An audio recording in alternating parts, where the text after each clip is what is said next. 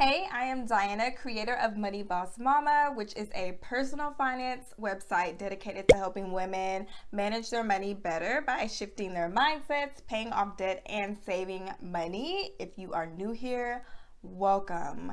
So it is a new month of September. The year is almost over, and it's really crazy how fast time flies when you are stuck in the house. But I just wanted to do a quick video showing you how I am preparing for the month of September. I just created my budget, and I typically don't alter my budget too often, but I do have some lofty goals for 2020. One of which is to be completely debt free. So it's down to the wire, and I have made a few tweaks. So I do have some new expenses, and I do have a big change in my income for this month. So I will be showing you guys how I am going to adjust my budget, as well as talk a little bit about my goals for September. So I'm going to go ahead and turn you all around just so we can get started. Okay, so since I am adjusting my budget quite a bit, I decided to try something new. I love watching like the Budget Mom and everyone else's Budget With Me videos on here, and everyone's a little notebook was so cute with their drawings and everything, and I tried to do the same, and obviously it was a fail. So mine is not looking as cute and fancy, but whatever, it's going to work for this month. So I'm going to go through and just write down what I'm going to be budgeting for all of my expenses, just so you guys can get a feel of how I am going to do this month's budget. And I did need to add in a section for savings because I did leave that out. And with my savings, I am no longer focusing on saving right now. I will pick that back up in 2021 after I get my last student loan paid off. So it kind of just slipped my mind because I barely put anything in there. But I am on salary, so my income does not really change unless I have like a bonus that came in, or it's like a third paycheck month or a 3 paycheck month. So from my day job, and I do budget monthly, my income for September will be $3,191. And I do have a income to section here because I have used a benefit that our employer allows us, and that is to sell back our PTO so long as we keep $80, not $80, wow, 80 hours. So I sold 80 hours worth of PTO, and I am not quite sure how the taxes are going to go. We all know they are probably going to tax the heck out of it. So I am just going to write down that I expect $1,000 additional, and I'm sorry, my handwriting is not the hottest, but I highlighted that here because that may very well be completely off, but I just want to have some type of baseline in there. So for rent, I do pay $6.95 for rent. That's every single month. I live in Arkansas. No, I don't live in a shack. Our cost of living is extremely low compared to other states, so this is pretty much standard. And when I first moved out, my rent was $4.95 for a 1-bedroom, and that was a pretty nice apartment, to be completely honest. So that kind of shows you, how cheap it is around here.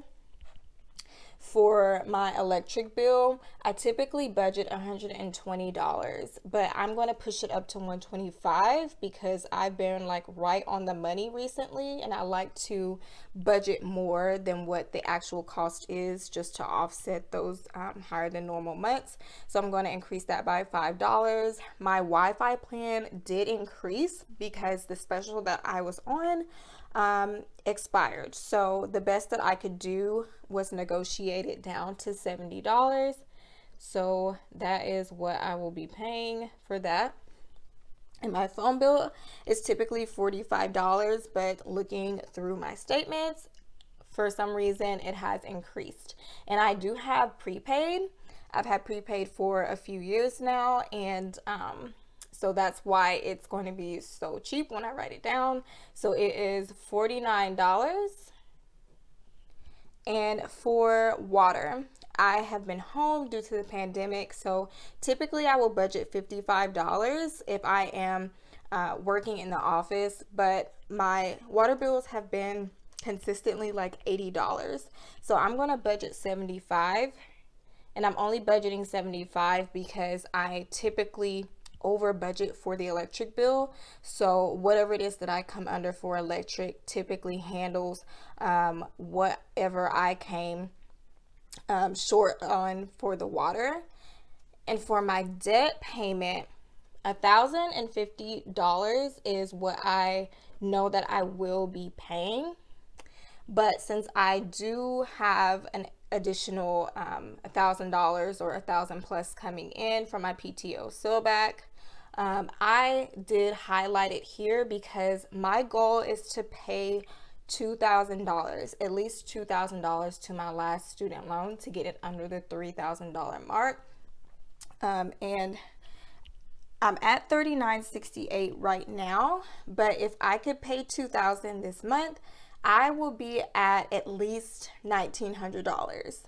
So I'll be $1,900 away from being completely debt free. So that is my goal for September, and I am pretty much not going to budge on it. So out on the side here, I'm going to write down, if I do get $1,000 from my PTO sellback, $2,050.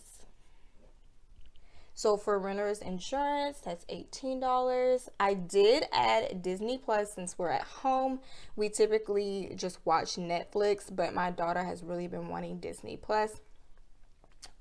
So I did have to add that in, and I think it is, okay, so it is $6.99. So I am just going to round it to $7 for Disney Plus. For my blog, I am going to budget $35 to go into my blog account for this month. For savings, I am only going to contribute $150. I do have my emergency fund. I have 2 months worth of living expenses in my emergency fund, so I feel pretty confident cutting back on my savings contributions just so I have more money to pay towards my student loans. For groceries, I budget $360. Gas, I'm going to keep it at $140, so $70 per paycheck. For fun, I am going to budget $200. That is typically what I always budget, $100 per paycheck. And this includes me and my 2 kids. So needless to say, we are always like cutting it close, especially if my kids get cabin fever and want to get out the house.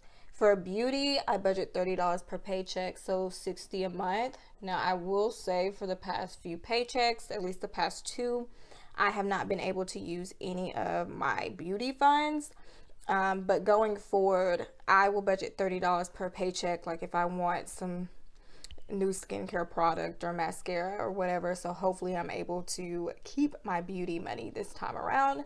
And for household, I do budget $76, and that is for like toiletries, so toilet paper, etc. And I actually decided to up it to $80 for September. I don't really know what I'm going to do with an additional $4, but I had $4 remaining. So altogether, my expenses, these expenses, not including this amount here, is $3,191, which equals my income. I do use a zero-based budget because it helps me to stay within budget if I know exactly how much I have for each expense. So hopefully I do get more than the $1,000 just so I can make a larger payment. But this is pretty much how I am going to budget for the month of September.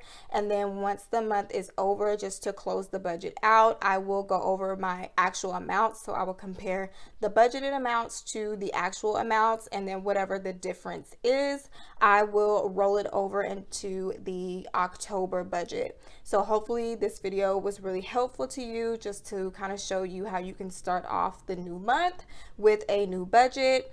And if you like this video, be sure to give it a thumbs up, comment how you do your monthly budgets, and make sure to subscribe because I do upload new videos every single week. But I will catch you all in the next video.